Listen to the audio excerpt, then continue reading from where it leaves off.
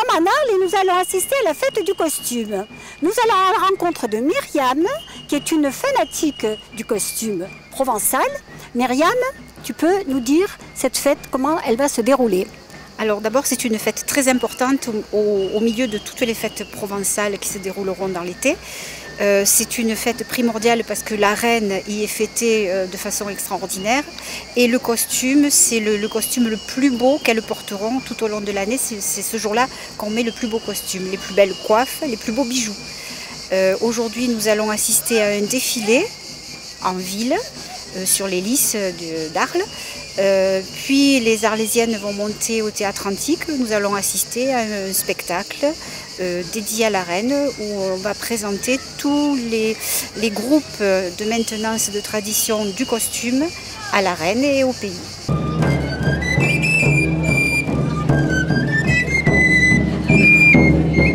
Ici, ce sont des Mireillettes. Elles ont entre 6 et 15 ans.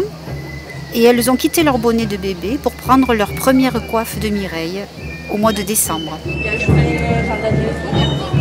Ces dames portent leur plus beau costume de soie à l'occasion de cette fête.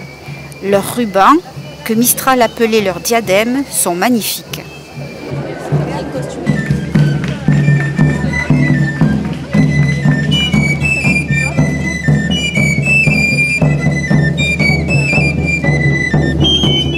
Par cette belle journée, nous avons de la chance. Beaucoup de ces dames ont sorti leurs belles ombrelles. Ce sont de véritables œuvres d'art. Il était prévu environ 500 participants, mais il semblerait que ce chiffre soit largement dépassé. Vous habitez Arles? Oui. Et vous vous costumez depuis longtemps? Vous savez plus? 30 ans. 30 ans. Alors vous n'avez pas toujours eu le costume de mamette? Alors, comment vous étiez costumée Aujourd'hui. En arlésienne. Arlésienne, 1900. Mais ça dépend des jours. Ah, je fais tout moi-même. Ah, bravo. Et votre Même ruban? l'ombrelle. L'ombrelle, c'est vous qui l'avez faite? Oui. Ah, superbe. Combien de temps ça vous a pris pour faire ça? Ça Quand se compte j'avais le pas. temps. Quand on aime, on ne compte pas. Hein, c'est Voilà. ça.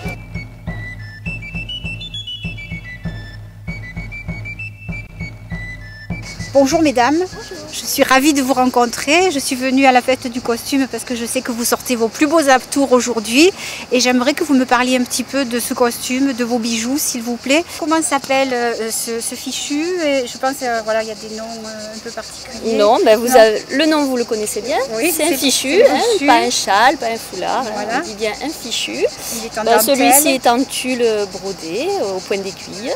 Oui. Voilà, là vous avez une pèlerine. Donc, qui n'est pas tout à fait taillé comme un fichu, parce que le fichu est un carré ou un triangle qui est plissé d'une certaine manière, qui forme 5 plis qui vont se délover, se placer d'une certaine manière. Et Clémence, elle porte une pèlerine où là il n'y a pas les 5 plis, mais par contre il y a plein de rangs de dentelle qui moussent comme avec ça. Des perles, je et vois. Voilà, un petit cache-point en perles. Et ça c'est ce que portent les jeunes femmes. Voilà, jusqu'à à peu près 1 an après leur mariage. Quoi. Très bien. Et là, celui-ci, le costume est un petit peu plus simple. Pas nécessairement, c'est juste que le fichu là va être en coton très fin, tout brodé. Mais à la différence effectivement du tulle qui est peut-être un petit peu plus impressionnant, mais c'est un costume tout à fait qu'on peut mettre dans les mêmes circonstances, hein, sans problème. Voilà, alors je vois que cette demoiselle porte un ruban bleu marine. Alors le ruban bleu marine, comme vous le savez sûrement, peut se porter avec tous les costumes. Donc peut-être que c'était celui qui s'assortissait le mieux avec sa tenue, donc elle a choisi de mettre celui-ci. Puis bon, elle est un petit peu jeune, alors peut-être qu'elle n'a pas encore aussi de ruban de couleur.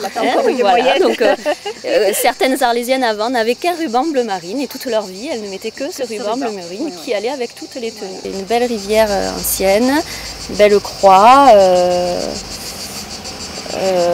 Et ceci, là, c'est un sautoir, comment ça s'appelle? Voilà, un sautoir, elle a mis une broche, moi aussi, il n'y a personne qui a des petits... Voilà, on a des broches. Donc dans les accessoires, on remarque aussi, voilà, la petite montre. Voilà, aussi, voilà. La montre. Parfait. Qui se place dans sa petite poche. Ou alors accroché avec une broche de montre. Je ne sais pas si tu en as une toi. Non. Ici nous avons un page. Ça je sais que ça s'appelle un page. Voilà, un alors page, c'est un très saute-ruisseau. Voilà. Il y en a différentes formes. Voilà.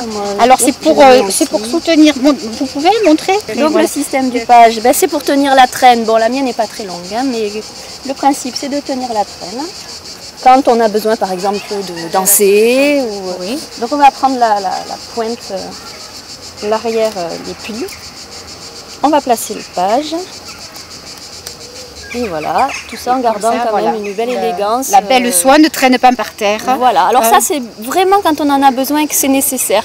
Pour danser par exemple ou des choses comme ça. Le passe-carrière quand il y a le cheval devant par exemple. Mais quand on se promène, on évite de garder le page parce que ça coupe un petit peu le mouvement du costume. Voilà. Très bien.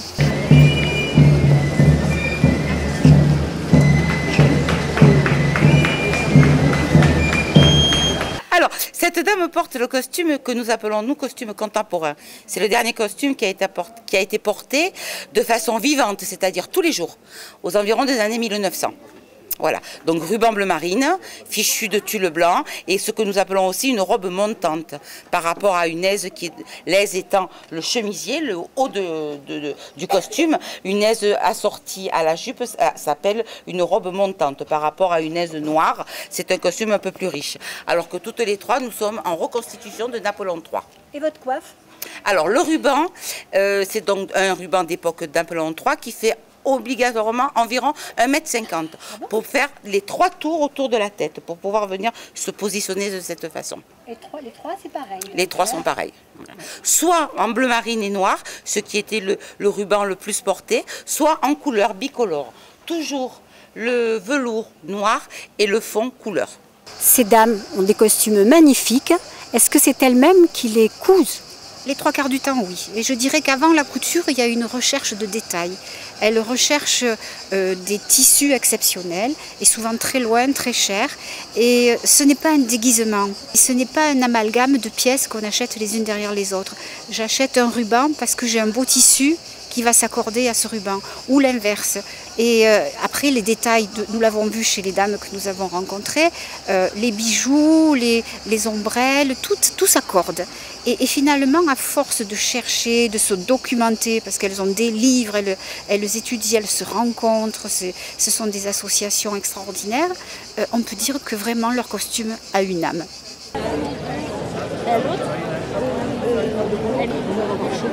Je l'aime beaucoup.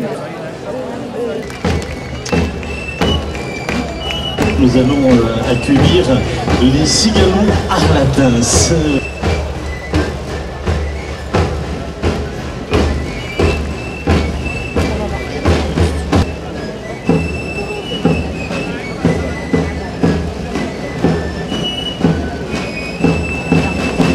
Un groupe composé de près d'une centaine de membres, avec ce matin une pensée amicale à Marcel Ginoux, qui fut présidente pendant plus de 40 ans et qui a depuis 10 ans transmis le flambeau. Le vélo d'Arles.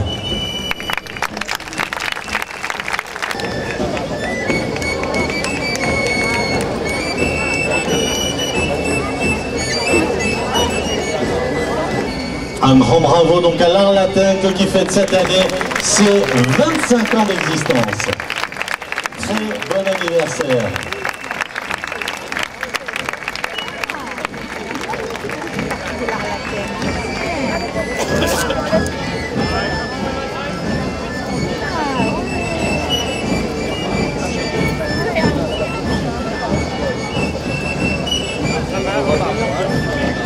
Vous pouvez même applaudir plus fort parce que c'est un anniversaire aujourd'hui, je vous le rappelle.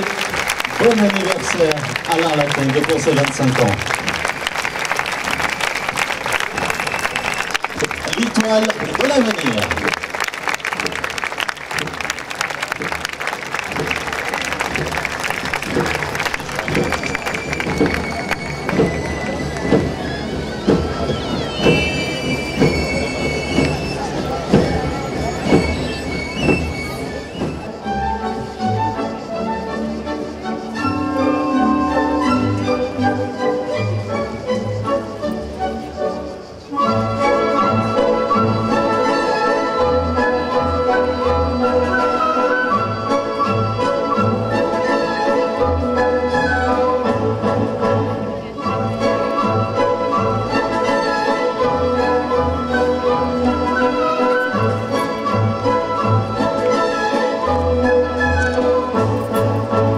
Alors, dans cette fête du costume, il y a la reine, qui est très importante. Alors la reine, elle est omniprésente dans toutes les fêtes arlésiennes et autour du pays d'Arles.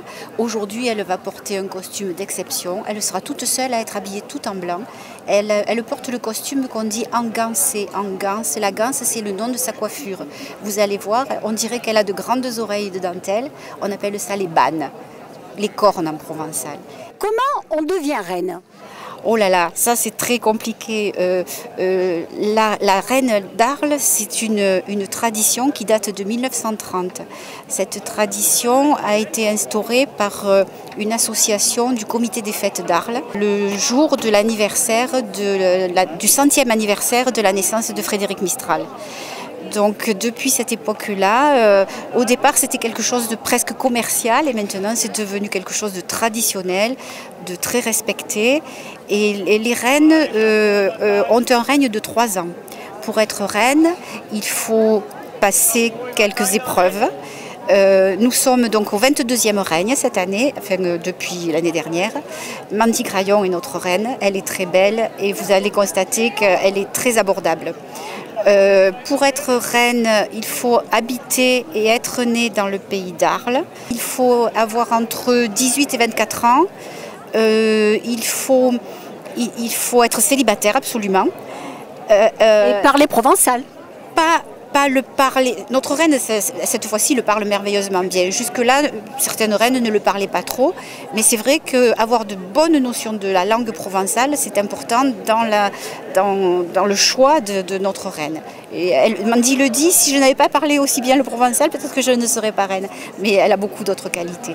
Ara, es de mun dever d'escriure la seguida de la grandeur d'Olion, de notre ville d'Arles et de son pays, entre modernité et respect des anciens, entre développement économique et apparemment de notre terre, entre tolérance et évolution infinie, entre mondialisation et tradition, l'Olion, Déu camina.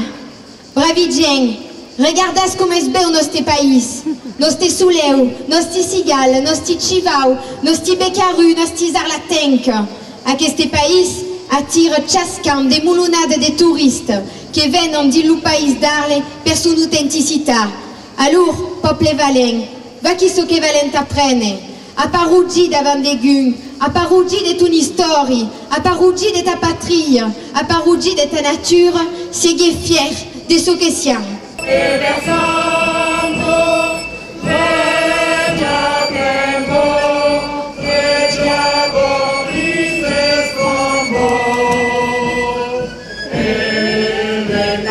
Before